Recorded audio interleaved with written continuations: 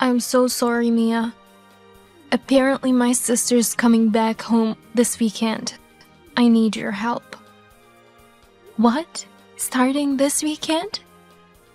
Yeah. It seems like Mom and my sister Anna have been talking about it, but didn't inform me. Anna's gonna give birth here, at her hometown.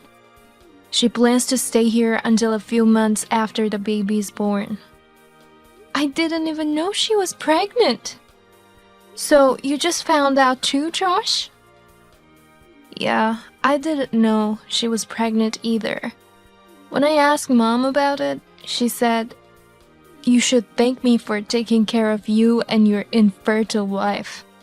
She added that she thought it'd be less shocking for us if we found out at the last minute. Oh, I see. I'm really sorry, but I can't stop her from coming back at this point. Do you think you can bear it for a few months? Yes, I should be fine. This is Anna's family house, where she can relax the most. If there's anything I can do, I'll help her as much as I can. Thanks, Mia. By the way, Mom's a bit of a pain in the ass, isn't she? I can't believe she told me just a few days before Anna came here, and she even had me inform you about it. Mom's the one who hid it from us, so she should have told you herself. Well, she really hates me, so it can't be helped. She's been ignoring me for the past month. Really? For a month? When you were around, she talks to me. But when it's just the two of us, she treats me like air. She doesn't make eye contact with me, and she ignores everything I say. What? I had no idea. Maybe it's because I was never able to get pregnant. Since last month's exam, which showed I wasn't pregnant, she stopped talking to me. I can't believe she's been treating you like that. You're the one going through a tough time, working so hard on fertility treatment. How can she be so cold to you? Your mother has been really looking forward to the birth of her grandchildren. And yet, it's been 2 years since I started fertility treatment to no avail. No wonder your mother is so angry at me. What are you talking about? The two of us are the ones most looking forward to having a baby. And even if she was disappointed with the results, she has no right to take it out on you. Josh, for the past 2 years, you've been doing your best with fertility treatment, sacrificing many things. I'm really sorry for how Mom has been treating you. Thank you so much, Josh, for understanding what I've been going through. I'm happy that you're on my side. Also, this is not your fault, so you don't need to apologize. Why don't we stop the infertility treatment during my sister's stay? You must be tired from the treatment, and I worried my sister might make you exhausted. Let's take it easy for a while and relax. I do want to have kids, but what's most important to me is you, Mia. Thank you. The doctor also suggested that we take some time off. Fertility treatment gets more stressful as it gets longer, and there have been cases where it became successful when they quit the treatment for a while to lessen the stress. Okay, so maybe it's a good idea to get your head off of it. Mom will be taking care of Anna and her baby most of the time, so you don't have to worry about it. Be sure to relax, okay, Mia? Hey, Mia! The maternity photos you took are all terrible. I posted them on Instagram, but didn't get a single like. What? You used to be a professional photographer before you got married, right? That's why I asked you, but this is really disappointing. I did work as an exclusive photographer at wedding venues and occasionally got to shoot maternity photos too. I thought I did a decent job at the time. I wouldn't have asked you if I knew it would turn out like this. This is why you can't trust women with fertility issues. They're just bad at everything they do. Excuse me? This might have been my last chance to take maternity photos. A once-in-a-lifetime experience! The reason the photos aren't good must be because you've never been pregnant. You envy me for having a baby, so you refuse to capture my pregnant belly beautifully. Pregnancy experience has nothing to do with taking good photos. When I looked at the photo data, they turned out quite nice. I'm sorry that you didn't like my photos, but I can't tolerate you saying infertile women to be bad at everything. You have no right to say such things, Anna. You're extremely rude. Shut up, you infertile woman. Too bad you can't have kids. I heard from Mom that you've been on treatment for 2 years, right? Something in you must be broken. That's why you can't get pregnant. The doctor said there was nothing physically wrong with me. They thoroughly examined me and assured me that pregnancy is very much possible. But in reality, you still haven't gotten pregnant, have you? Infertile women have no credibility, you defective woman. Do you know what you're saying? You're just jealous of me being pregnant, right? That's why the maternity photos are all terrible. I'm sure your resentment and envy are showing in the photos. That's why no one likes them. Well, I'm a bit jealous of you being pregnant, I admit that. But I have no reason to feel resentment. As a fellow woman, I genuinely want to celebrate your pregnancy. You're just telling lies. Maybe you can't have children because you're a liar. They say children choose their parents. No one wants to be the child of a liar like you. Huh? If no one reacts to it, let's redo the maternity photo shoot. This time, make sure to take photos that will get lots of likes, okay? Oh, and of course, since we're family, you'll do it for free, right? Make sure to take absolutely stunning photos next time. I'm so sorry about what my sister said to you today. She seems to have been extremely rude. She had you take her maternity photos and didn't even thank you in any way, right?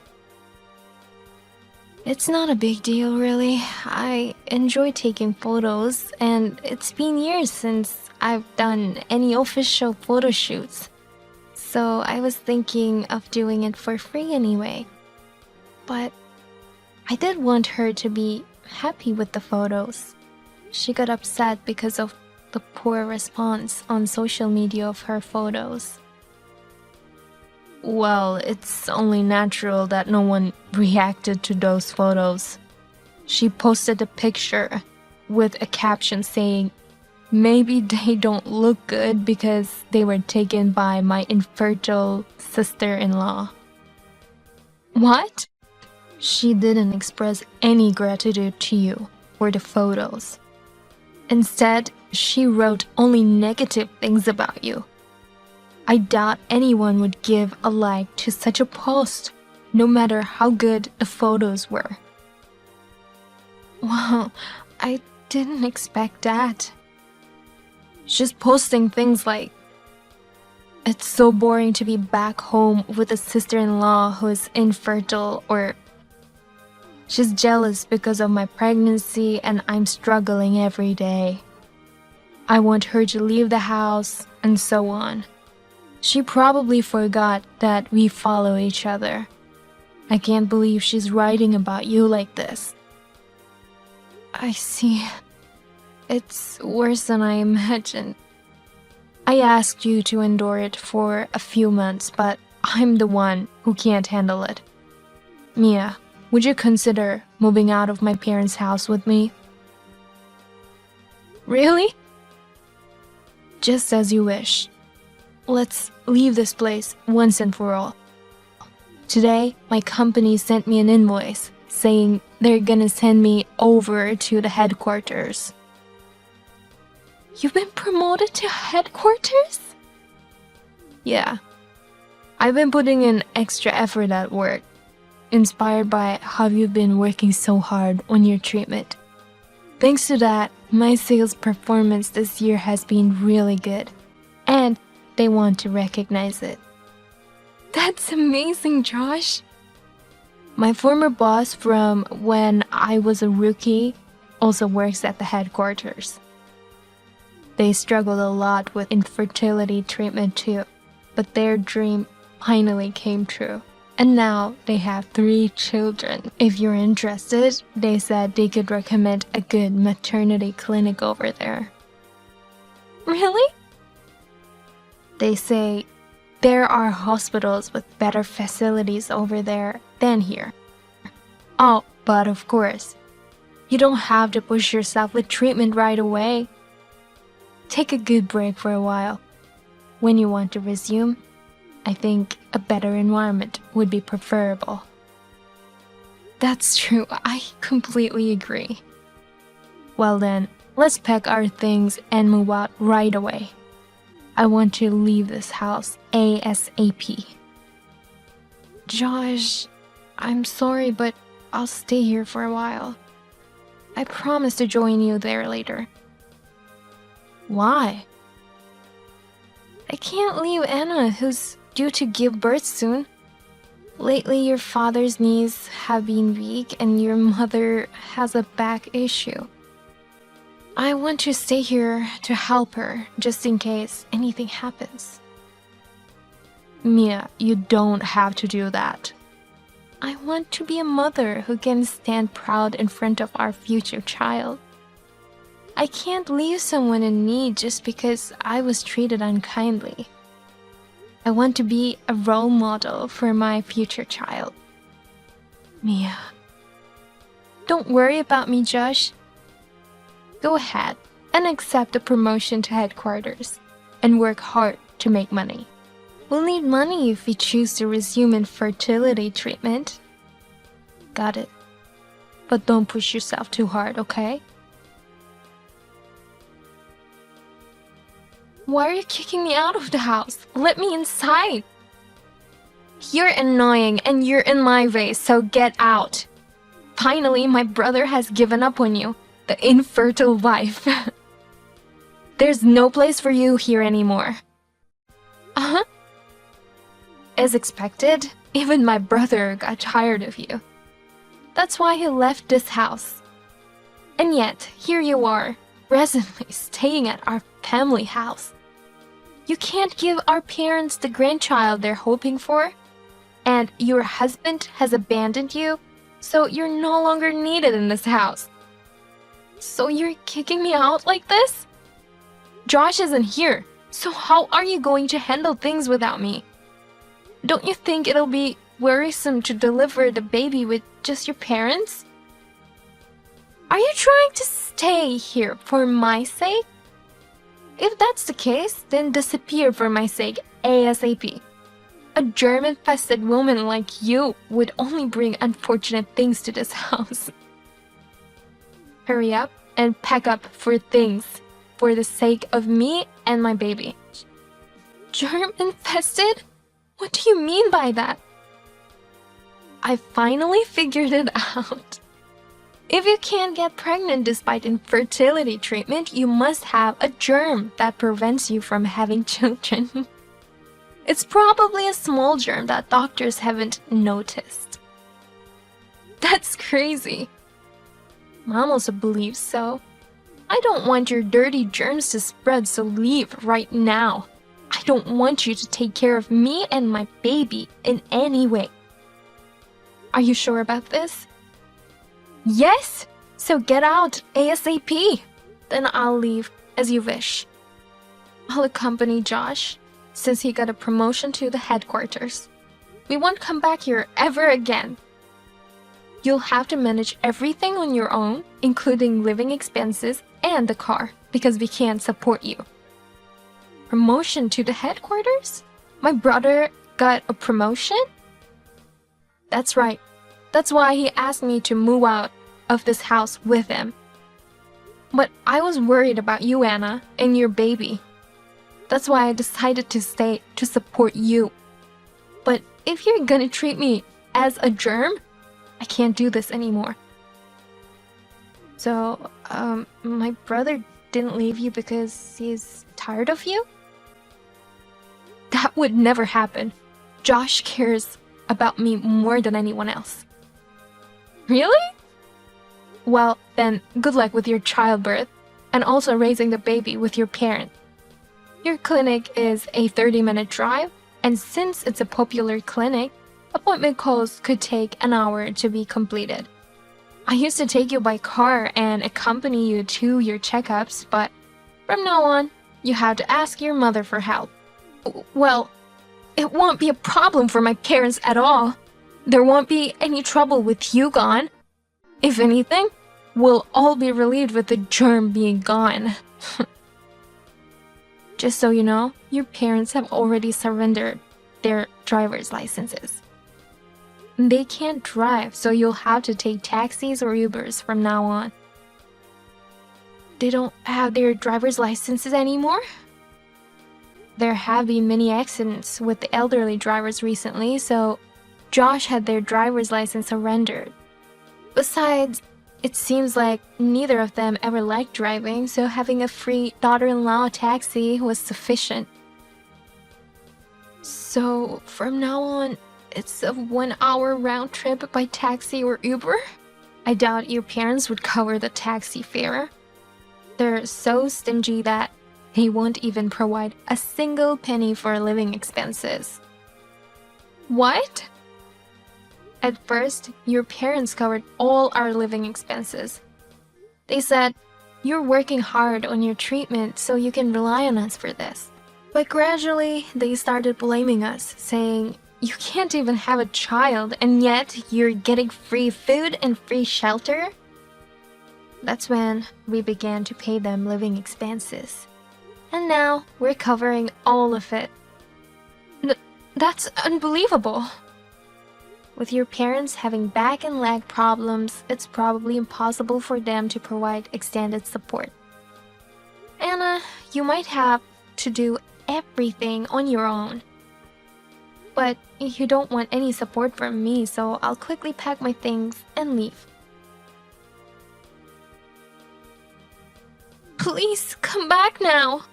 The baby's about to be born. What? If the baby is about to be born, you need to get to the hospital immediately. I want to, but I can't. I don't have a car to get to the hospital, so please help me. What? Contractions started and I immediately called mom and dad. But both of them just panicked and they're useless. Dad can't move because of a sudden back injury. Oh my. And then mom got upset and fell down the stairs. Now the whole family is huddled together. No one can move. Then call an ambulance quickly. Mom insisted on not calling an ambulance. They say it's a disturbance to the neighbors in the middle of the night, and it's embarrassing to have our neighbors know that we called one. So please, take us to the hospital. This isn't the time for that kind of discussion. It's a major event, childbirth. Stop talking, just hurry up and come over here.